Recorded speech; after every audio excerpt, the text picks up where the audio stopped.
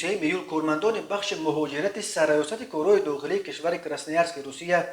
با جلب نیروهای روسگواردیا در یکی از گرمخانه‌های واقع در دهه کورشنای نویه امیلیانووا با هدف آشکار کردن حالت‌های پایمال کردن قانون‌های مهاجرت ری گذرانیدند. برابر دیدن کارمندان مقامات حفظ حقوق یک قسم کارگران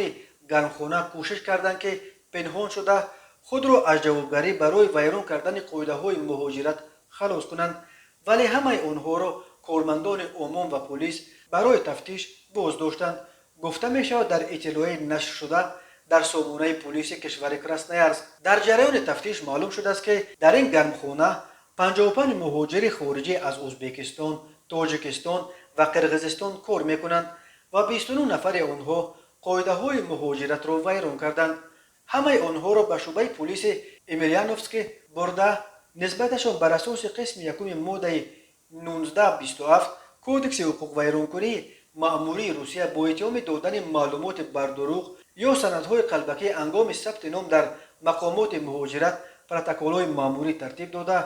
ایزی انگشت همه آنها را نیز گرفتند. پلیس مهاجرت کراسنویارسک گفت چنین ریدهای پروفیلاکتیکی در آینده در گرمخانه‌های دیگر نیز برگزار کرده خواهد شد.